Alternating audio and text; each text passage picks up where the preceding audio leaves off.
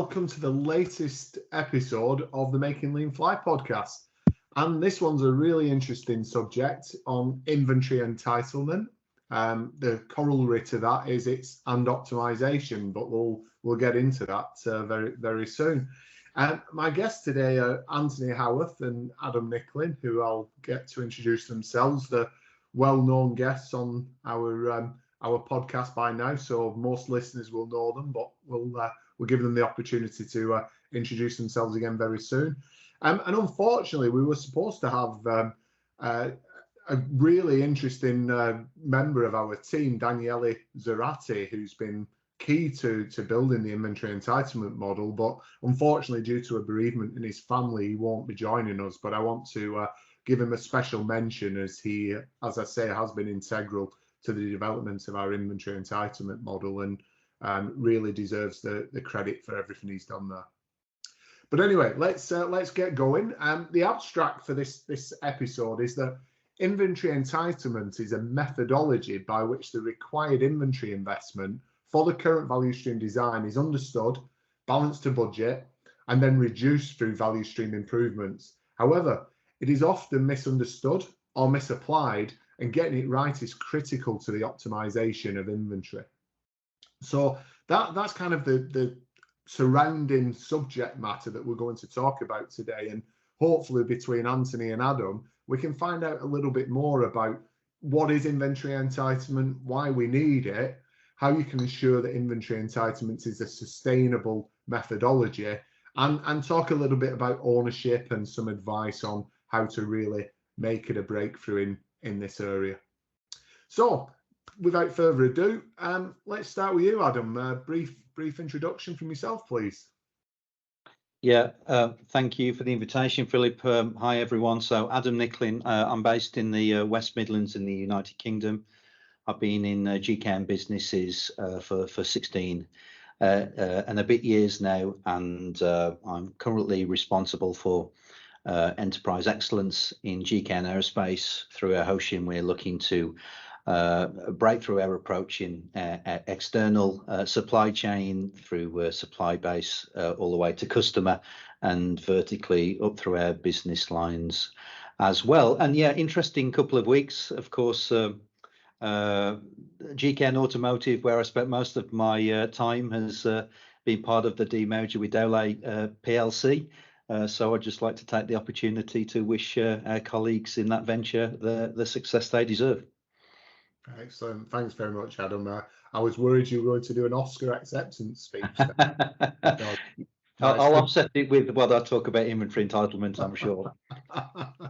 Thank you. And Anthony, welcome. Yeah, thanks, Philip. So yeah, just a brief introduction from myself. I'm Anthony Howarth. I'm the Global Lean Leader. Within a couple of weeks, I'll just be coming up on my 4-year anniversary in GKN. 32 years in the manufacturing industry, spending time in aerospace, automotive, healthcare, and consumer electronics. So glad to be on the show again, Philip, and thanks for having me. Brilliant, absolutely. Great. So let's start by talking about what is inventory entitlement. What do we mean by that? Anthony, maybe you can start off with that question. Yeah, so inventory entitlement for me really means the amount of inventory that a value stream currently needs in order to fulfill the customer requirements. And that's all the way from suppliers to customers. So it's really about the amount and the value of the inventory that a value stream would need to have based on current day. Okay. So we've got a current design. Sometimes some might argue it's evolved rather than been designed. But what you're essentially saying is that in an ideal scenario, and probably where we want to get to, this is really a collaborative activity across the customer value chain. So basically customer,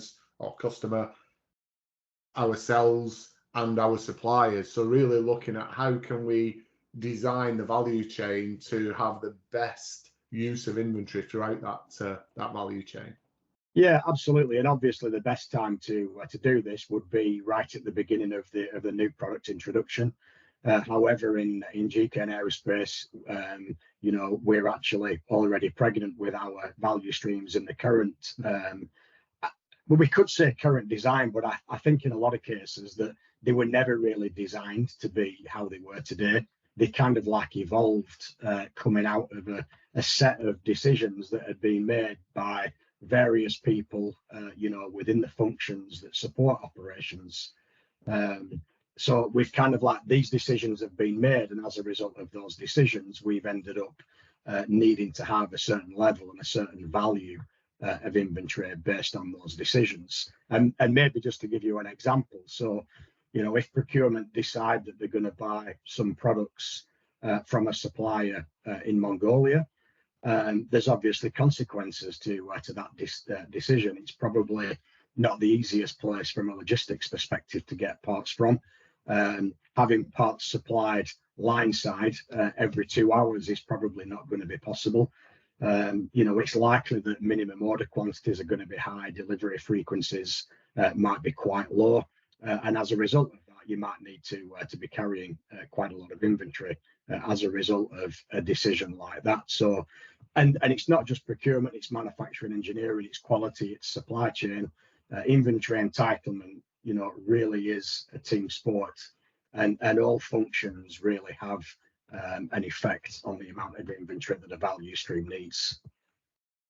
Excellent. No, that's really, really sage advice, that, Anthony, as well, around, it really being, as you say, a team activity. So I guess before we go on to my next question, because I was going to ask you, Adam, why do we need it? But I think one of the things that came out of what Anthony was just talking about was, to me, I see that inventory is really an investment, then, isn't it? It's about putting inventory in the right place. Do you see it like that, Adam? Do you see it as an investment?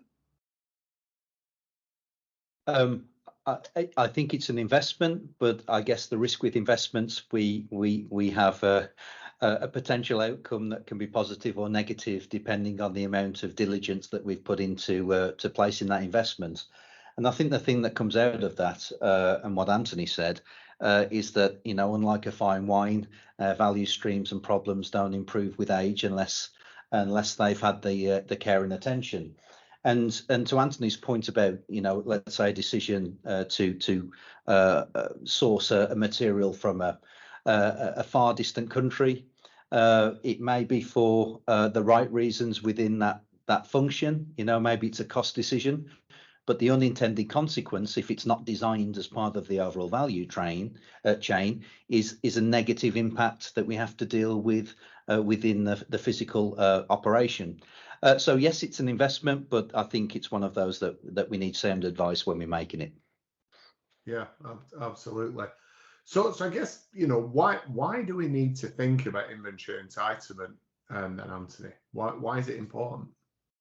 Well, I think it's linked to your previous question about the investment. If you actually have a look at how much working capital, certainly we as GKN Aerospace have got invested in inventory, I actually don't think that we're getting a very good, return on that level of investment. And I guess the question is, could we spend that money on something different that gives us a much better return on the investment? And that could be, a piece of capital equipment that can produce parts to a better tolerance, to a higher quality level, or maybe in a smaller batch size, or whatever. So the reason that we need inventory entitlement as a model is really to try and free up as much working capital as we've got in the organization, so that we can better invest it on other things that give us a greater return.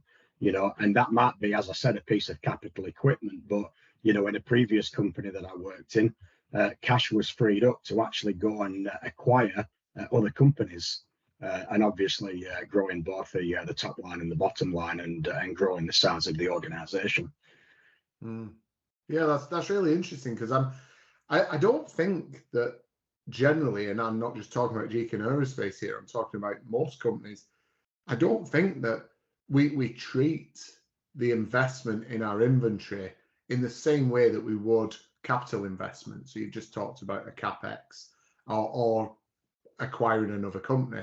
We probably far too often treated as, oh, it's just some inventory and we need this inventory, so let's buy it. But that's cash out of the business, right? That's cash that's tied up in now some raw materials or work in progress, or maybe it's even finished goods inventory, that we don't get the return on until the customer's prepared to pay us for it. So, reducing that, and I think that's what Taichi Ono talks about when he talks about boiling down lean to what is it all about. And I'm paraphrasing a little here, but he talks about just reducing the time between the outlay of cash and receiving cash from the customer.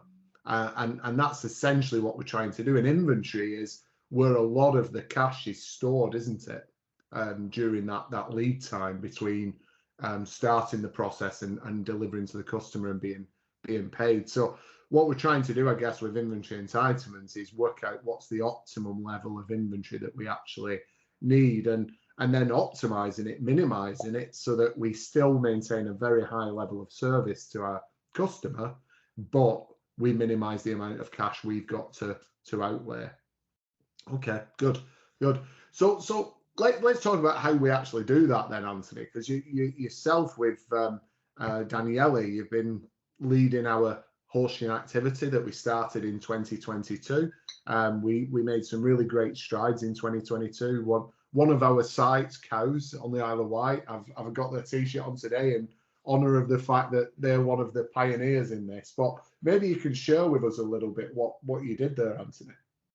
Yeah, well, I guess it started off with a bit of a frustration that, we've seen. It's not an issue that we want to continuously try and reduce inventory, but the reduction should be scientifically based. We should know what we need, and then we should look at what do we need to do to get to a more optimum level. But I guess my frustration started with us just saying we want to have 20% less inventory than we had the year before. And, we don't really know whether the amount of inventory that we had the year before was actually the right amount. So to try and put some science behind it, we started off trying to understand, based on those decisions that have been made, based on the way that the value stream currently operates, how much inventory do we actually need based on the today's situation? So that's kind of like the starting point. Now, at the time, we really only knew from our team's perspective one method of calculating that, and that was through our value stream design and value stream mapping activities. So we set off with the intention of understanding how much each value stream needed by going through the value stream mapping activity. And we soon realized that if we wanted to understand how much inventory every site needed to have, that would be a lot of value stream design activities that would need to take place in order to understand that. So during one of the initial sessions that we had, I had the idea of trying to simulate it or try and build a model to help us to calculate it. And at the same time, we had Daniele Zarati with us, who Philip mentioned earlier in the introduction, who's a real expert on supply chain processes, on SIOP and MPS, how MRP systems work. Him and I basically had some discussions around how could we model this. And Daniele and I were in a different time zone with lots of jet lag and waking up at ridiculously early times in the morning and really trying to piece it together. And by the end of the week, and I've got to give Daniele the credit for this, he was the guy that actually came with a model that enabled us to quite quickly and easily, without having to do the value stream design activity, understand what that level of inventory needed to be. Yeah. Excellent. So, if I think about it, we've got this model, and I think that's great, but we're still going to have to do the value stream design activity to make improvements, aren't we? Or does the act of using the inventory entitlement model already give you some improvement pointers? Adam, what's your view on this? Well, I think the first thing is that the answer that comes from the inventory entitlement model doesn't necessarily mean it's a good condition. And I think that's the learning point, is that, the entitlement is giving a view on from the current parameters and settings what it should be at. But, we're going to have a gap. Maybe we're going to have a 20% gap to our budget. And what it will do initially is give you some initial problem solving. So the tool will kind of give you an idea of where that problem's been generated from. So I guess it's a kind of a first level filter. And then, for me, it's about then using the tools and systems in our lean operating model to determine how we go about that. And I think to Anthony's point before, about the speed, we recognise that, in terms of breakthrough, we couldn't do value stream design everywhere. It helps us to be a lot more focused, to deliver our resources. And then over a period, well, as we know, our value stream design delivers a 3-year map and a 6-month map, and we have to plan Kaizen events to deliver that short and long-term journey. So it just means that we can, leverage and make significant impact through Kaizen events in the short term. So I think it does lead us to the right way, but I still believe that the best way is through Kaizen events and value stream design. Okay, thanks, Adam. What did you see, Anthony, though, as you did this? I guess there's different steps, isn't there? You run the inventory entitlement calculation, you get an inventory entitlement, you've got a current state of real, actual inventory that you can, I guess, compare against that. Yeah. You've then got a budget figure, which again could be different. And then you've got some value stream design activity to try and get all the three to match so that your inventory entitlement, your current, and your budget are all the same. Could you maybe walk us through that, Anthony? Yeah, so it really is a step-by-step approach. So, the first step is to really understand how much should we have. And then we can obviously quite easily understand how much do we have. So based on its current design, how much should we have? And then based on the real situation, at any moment in time, how much do we have? And there'll always be a delta. That could be a positive delta or it could be a negative delta. And it's really about trying to understand that.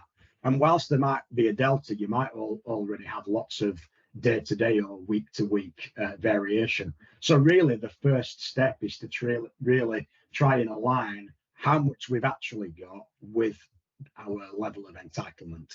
And, I guess some of the learning points through doing that that I kind of picked up from cows was they actually noticed quite a lot of errors and problems with the data in the MRP system. They actually found that the MRP parameters weren't actually based on the real situation. So lead times in the system weren't correct, MRQs weren't correct, daily frequency, delivery frequency from suppliers wasn't correct. So during that initial stage, they were really able to reduce the level of variation that they've got by solving some of the smaller problems. So that's really kind of step one. It's really aligning the actual amount with the entitlement amount. But the real breakthrough is when you really try and align this with the budget. So the budget should really be set with the inventory entitlement in mind. And that wasn't the case for all of our sites. So basically, you've got your inventory entitlement amount, but then you need to compare that to the budget that you've been set for the year. And in quite a lot of our cases, our budget had been set lower than our actually inventory entitlement. So I guess the $1 million question actually is, what do we physically need to do differently with the design of the value stream so that it can operate with a much lower level of inventory?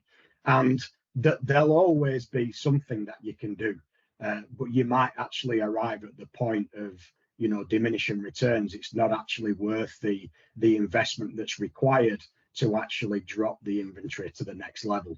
But if you think that you could get deliveries from suppliers if they were on your doorstep every 10 minutes delivering line side, your value stream design or your cell design could all be set up for single piece floor. You could build your own factory right in the perimeter fence of your customer. So there's always things that you can do to drop the level of inventory to an extremely low level. The question is, how far do we want to go? At what point will we get the return on the investment that's required to drop it? So the next step really is, what do we need to do to hit the budget, and determine through the value stream design activity that Adam alluded to, what are those Kaizen events, decisions, problems to solve to enable us to do that. Yeah. What I really like about this, Anthony, is, I know, you're making the point that you can make business decisions about whether you invest further or not. But there's two key things that I really like about what you just described. The first one is that you're not looking at inventory entitlement as an excuse for not hitting budget. You're using inventory entitlement as a scientific way of understanding, okay, what does the current design of the value stream, if we're going to produce and provide the agreed customer service level, what does that tell us we should have? So that's the first thing. And you can compare that to what you currently got in your budget and say, actually, is our budget set realistically for where we currently have designed our value stream? The next thing, though, is and as you said, is don't then think that that's an excuse not to hit budget. What it means is you might have to put some efforts in. You might have to change the value stream design to be able to hit budget, improve it, remove waste, etc. So that's the first thing I really like about what you said. I think the second thing I really like, though, is you said you can make decisions as to whether you invest further or not to reduce that value stream lead time and hence lower the inventory level. And I think a lot of the time those decisions aren't made using that scientific approach. A lot of the time we source from a supplier because they're the cheapest, in inverted commas, even though they might increase the value stream lead time because we need more inventory, larger lot sizes, larger transportation sizes. It all comes down to inventory at the end of the day. So this can also really facilitate that total cost of ownership type of decision making. And yeah, ultimately, you might still decide to deep sea source a particular raw material, but at least you're making the decision based upon real data and facts, and it's not just a single data point decision. So yeah, I love the way you described that, Anthony. It allows us to really make I think to add to that, Philip, as well, the model that we have can be used to simulate future state scenarios. And that's what I really like about the model. So, when the team are deciding what are the right actions, they can simulate it back in the model. And if somebody says it would cost X to do that, we can quite easily understand what the impact would be on the working capital. So it's good for decision making as well. But I think the ultimate goal for me is, rather than sites getting challenged by presidents and COOs on how much inventory they should have for the budget in the coming year, it'd be great if it was the sites that were proposing, well, actually next year we're going to take 20% inventory out because we've got these actions already planned, and it being proactive rather than reactive. Philip, if I can add something as well, and apologies, I lost connection for a few moments. I mean, what Anthony's just alluded to, for me, is about industrializing the process, bringing it into your ways of working. And again, apologies if you've mentioned their friends in COES, Suzanne, the supply chain director and their team, have a systematic approach to reviewing that with a regular cadence as a method to make decisions and change system parameters. So it's got to be kept live as well, a bit like, again, with the value stream design process, it's meant to be a live living system that we're constantly striving towards. And that for me is the exciting piece about it. Yeah, absolutely. It's very interesting because you start to look at the difference between kind of daily management, problem solving activities versus real breakthrough. So I guess, and if you using the examples you were talking about earlier, Anthony, and what you just added to it, Adam, if your inventory entitlement says you should be at 100, like DIO, let's call it, days inventory outstanding, and it says you should be at 100 with the current design, but you're already running at 110, then there's really some daily management type of problem solving to go on there, because the value stream's already designed to run at 100. So you need to figure out what's happening in your daily practices that means that you're not running at 100. Whereas if it says it's at 100, you're running at 100, but the business really needs you to get down to 90, then you're talking about breakthrough activity, because that's about how do we redesign the value stream to get to 90. So to me, that's kind of the difference between a daily management type of problem solving and a horse and cannery breakthrough type of problem solving. Yeah, absolutely. I completely agree with the analogy. It's about reducing, but reducing the level to the entitlement level and reducing the variation that you get. Because the amount of inventory that you carry isn't completely stable, and it will go up and down again dependent upon MOQs, batch sizes, delivery frequencies, and things of that nature. So yeah, daily management's really about aligning it to the entitlement level, and the breakthrough is really about reducing it to budget.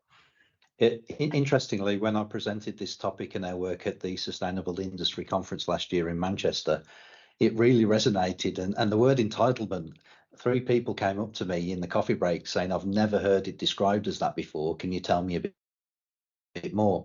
And it makes complete sense. And for me, in terms of thinking now, it's just added to, I guess, my ability to help our sites to improve their situation. Yeah, absolutely. I think the interesting thing for me as well about that word entitlement, because I think perhaps I coined the term, or at least it came up when we had the first horsing discussion, which would have been end of 2021, I guess October 2021. I think sometimes the entitlement is seen as an entitlement of the business or the site, when actually it's the entitlement of the value stream as currently designed. And that might sound like nuance, but I think that's really important. It's not the business's entitlement. It's not even the site's entitlement. It's the value stream's entitlement. So I think we've got to have that mindset around it. Yep. Yeah. And in fact, Anthony and I have got a session after this podcast talking about how it can be approached at a value stream level in that granularity, or an area as we call it, because it's super important to do so. Yeah, we've spoken in the past as well about the term entitlement and how it kind of connects well to the credit limit that you might have on your credit card. The intention is that you can have the inventory up to a certain level, which is your entitlement level, but it's also the same if you were using a credit card. You can only spend up to your credit limit before you need to stop spending. And we're really trying to drive that mindset in sites that when you're at the entitlement level, you can't have any more. Yeah. Again, it's interesting. If we go back to our earlier discussion around CapEx, every year a business will budget a certain amount of money to spend on capital expenditure. But what's interesting is, even though you've got that budget, you still have to make a CapEx request for every single expenditure, even though it's within the budget. And it still has to go through quite a rigorous approval process at quite a senior level for anything above a 6-figure expenditure. Yet when it comes to operating expenditure like inventory, you'll get basically people who are not low in the organization, but they're certainly not at the executive committee level, who can make decisions on 6-7-figure investments in inventory relatively easily, even if you're outside budget. So it's an interesting difference between how we treat CapEx and how we treat working capital, like inventory. And I think in a lot of businesses, if we put a little bit less rigor around CapEx and a little bit more rigor around OpEx or working capital, we might actually get the balance a little bit better. But that's a personal view. Okay, let's move on. I know I've put you on the spot both in previous episodes around a fun fact about yourself, but I did pre-warn you I was going to ask you again, so you've had plenty of time to prepare. So Adam, I'm going to throw you on the spot. What's your latest fun fact? Video games. So since I can remember, from my ZX Spectrum days in the late 80s, I've always been a big fan of computers and video games, and whether it was a Commodore Amiga, Sega Mega Drive, Nintendo, Super NES, N64, I've been a collector, and I've got every single PlayStation from PS1 to PS5, and my wife doesn't get it. I probably don't get it really. But yeah, in my office is only the latest ones. But I'm into my video games. I like spending time just whiling away the hours, pretending that Wolverhampton Wanderers are are doing well via FIFA 20, whatever it is. So yeah, so my fun fact is I like video games, but I'm probably not very good. Well, as long as you have some fun with it, Adam. And Commodore 64 was my first computer. I used to play Manic Miner on that. I don't know if Yeah. you... Yeah, and it was far superior to the Atari ST of the time as well. Brilliant. Thanks, Adam. Anthony, what about yourself? Yeah, so travel's a massive part of my life, both professionally and personally. And I'm probably exposing myself here to being a bit of a geek, but since 2004, I've saved every boarding card stub. And the world record for a physical collection of boarding card stubs is 3,000. Right. And I'm kind of approaching 2,000 now. And if you stack them on top of each other, it probably measures about 18 centimeters. So it's a massive boarding card collection. I don't expect to be able to beat the world record, but yeah, I'm giving it a go. And I guess connected with that, another fun fact is that I've just clocked up 82 countries with a recent trip in February to South Africa, Botswana, and Zimbabwe. Nice. So you must be a real pain for the staff, because you get your electronic boarding card and then you go and insist on them giving you a paper one. Oh yeah, I'm really disappointed if I can only get a digital one. If you ever travel with me, you'll notice that I always check in the hard way.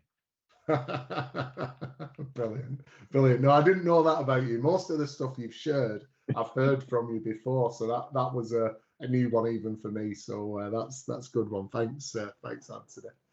Okay, great. So right, we've talked a lot about what inventory entitlement is, and I guess we've covered some of the why we need it. But it sounds like a lot of hard work, Anthony and Adam. Is it really worth it, Anthony? Is it really worth it? Well, actually, I don't know if I completely agree that it's a lot of hard work. It might do, when you first set your eyes on it, but we've got sites that have eliminated waste in the process of calculating inventory entitlement, and some of them have even semi-automated that process. So a lot of the sites have got a monthly cadence around updating the inventory entitlement model. So as you can imagine, your entitlement doesn't stay static. Your volumes, through your factory are not completely level from customers. So you do get variation in your demand. And as your value stream's always improving, you do have variation in your entitlement. So some of the sites have really been able to eliminate waste, and they've got a really quick process for calculating the entitlement. Obviously, if you're a site that has a relatively simple bill of material complexity, whereby you might be making a machined component which comes from one casting or one forging or one billet. If you are one of those kind of factories, then it can be really, really quick and easy to calculate entitlement. If you're perhaps one of our civil sites that are making quite complex assemblies, where you've got quite a few levels of in your bill of material, you might have a lot of different parts, then it can be quite complex. But like I say, we've eliminated waste from doing that. So that's calculating the entitlement. And then really with the value stream design, all we're really looking at doing is every year refreshing our 3-year future state map, and every sort of 12 to 16 weeks, not redoing, but just refreshing our current state. So the things that might have changed in the design, the waste that we might have eliminated, or the systems that we might have put in, it's really just about making the updates to the current state map, and making some subtle updates to the 6-month map, which might be just bringing across some of the Kaizen bursts from the 3-year map onto the 6-month map. And we've really connected that with our strategic review process for our deployments, where every 12 to 16 weeks, we're stepping back from the detail and really having a look at, are we really doing the right things? Are we driving the results by doing the right things? So I don't know whether if I'd completely agree with you that it's difficult, time consuming or complex. I think once you get into it, it's relatively simple and straightforward. And of course, if it really is delivering the impact that you're expecting, then it's obviously a good investment in the time that it takes. So it's I guess what you're arguing in a nutshell is that it's just good rigor and management of your value stream and really understanding how the processes are working. Yeah, absolutely. And to be honest, Philip, I don't know another way. It's the only way that I know currently. So I do think I do think can be a little bit more nuanced though as well. And what I mean by that is that logically it makes sense from an organization level to be very healthy financially in its performance. And as you go down our tiers, from the tier 4 a leadership team, tier 3 to the operations team, tiers 2 group leader, tier 1 team leaders, it's for me it becomes more of that balance between the logic and the emotion, the belief. So, the way I look at it as well is that there is work to do. It does mean changing something. But if you can build the belief in the fact that we're going to have more good days, where we're hitting our targets, we have more time to problem solve and to breathe, not chasing materials. Our team leaders with their leader standard work can be at the Gemba. They can very easily see in the inventory points of their area or zone, and the areas for the group leaders that their inventory points are on target, on budget. They know the system's healthy, and we know that we've got all of the important things in place to have a really good day. And for me, that means that we're becoming a business that not only delivers parts to the customer, but the engagement becomes high. We're improving constantly, and we're growing people, which ultimately for me, if we have a choice, do we want to spend our days surviving or do we want to spend our days thriving? So I think, yes, it's hard work. Yes, there are things to do. As Anthony said, it's a systematic approach, but that we have to make it real and believable for each level in the organisation. That's fantastic, Adam. And I think what's really interesting for me about that is that you've kind of started to get to me into a bit about ownership, because I think that it can come across here that this is about supply chain doing management of this in the supply chain management office away from the Gemba. But what you're talking about here is kind of the physical embodiment of what we're trying to achieve, which is to basically ensure that each team leader, each zone has got good control of its inventory, each area's got good control of its inventory, so that the whole value stream is managed in a very localized manner. And I think that's really, really important. And I think it's that kind of building out your value stream design so that you've got that ownership and that physical embodiment is really important. So, I mean, do you agree, Adam? Is that kind of where you were going with what you were talking about there? Yeah, absolutely. We all need to play a part in that. And again, this is why we have our tier system with our PSQ DCC matrix: people, safety, quality, delivery, cash and cost. And we want every area of the business and every zone, we want to set up the system. So if every metric is green, that means we're going to have a great day throughout the organization. And, take inventory. If that's green because we've designed it well, we know our entitlement, we walk in the floor, we see our inventory is managed well. It's one less thing to worry about in our working day.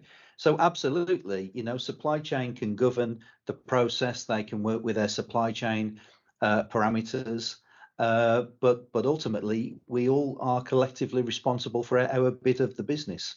So for me, absolutely, it's all about that ownership throughout the business. Yeah, absolutely. Yeah, and I like what you said. It's the governance. So supply chain are governing it. They're governing the process. They can see, I guess, end to end what the inventory entitlement should be across the whole of the value stream. But then each individual person who owns a zone or an area has the real ownership, as the name suggests. No, it's good. It's good. I like the way. Just one more thing to add as well to that, Philip. Talking about team leaders this morning as well. You know, we want team leaders to own a zone, but their zone is one of multiple zones in an area.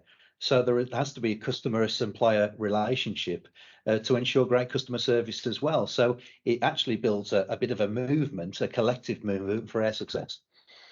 Yeah, and that's where we talk about inventory points, because we simplify it, don't we? Make it really simple. You know, you've got an inventory point which is, you know, min 1 max 2, or might be min 2 max 4, whatever it is, or in faster moving goods it might be minimum 50, maximum 70. You know, but your team leader and even the operator in that area knows precisely what good looks like, right? It's very easy. It's very binary, good or bad, in or out.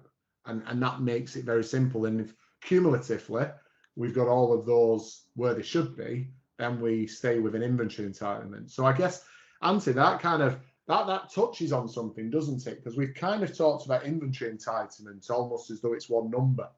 But I guess it's segmented, isn't it, between very simply raw materials, work in progress, and finished goods. And then within each of those, you're going to have a bandwidth, I guess, a min max that it fluctuates between. Yeah, so you have to daily manage it, don't you? And like I say, these quantities are going to be going up and down, and you're trying to maintain that level. And the way that we've chosen to do that within GK and Aerospace is to make sure that this is mirrored in the tiered daily management system that we have.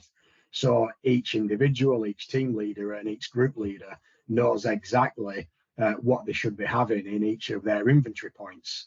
And then their cash metric, which is directly connected to inventory, which is directly connected to the quantity and the inventory point, is essentially how many of the inventory points within my area of responsibility are within the min and the max parameters.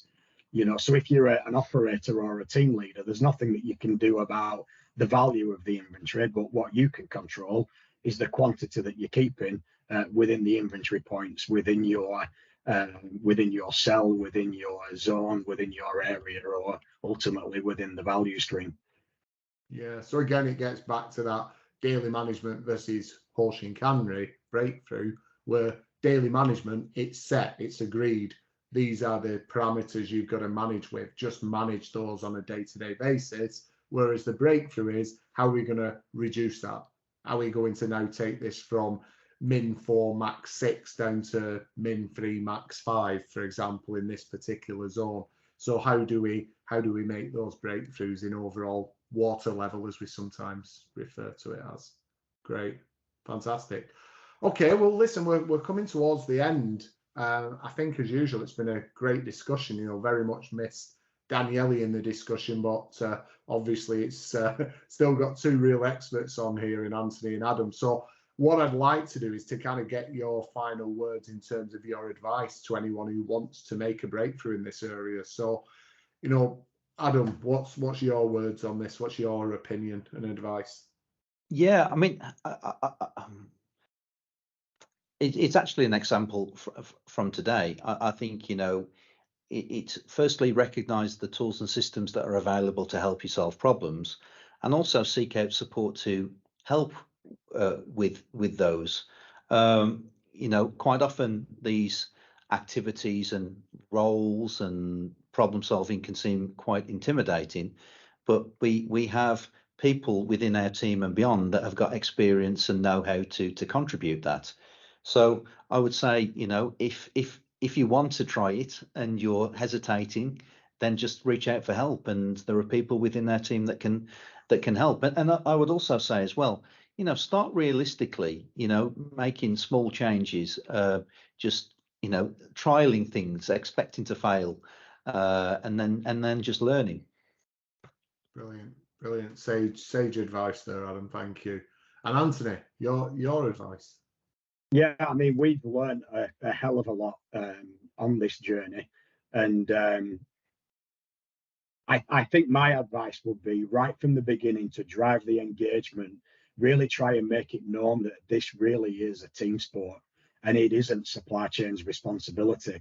You know, every function, as I mentioned during this webcast or podcast rather, every function has a role to play, and every decision that every function makes would probably have a positive or a negative impact on the amount of inventory that we need to keep. So the first piece of advice would really be try and make it known that it's a real team sport and everybody's playing a part. And the second piece would really be keep it simple. So in our inventory entitlement model, we've deliberately chosen to exclude certain types of inventory, and that's to try and keep the model simple. We could have quite easily have included all of the different categories of inventory, but we would have ended up with a really complex model that would have done exactly what it's supposed to do. But I think people would have been scared away from it, and rather than wanting to go on the journey, they would have resisted it. It might be at a certain moment in time that, you know, we expand the model to cover more different types of inventory, but we've really tried to keep it simple.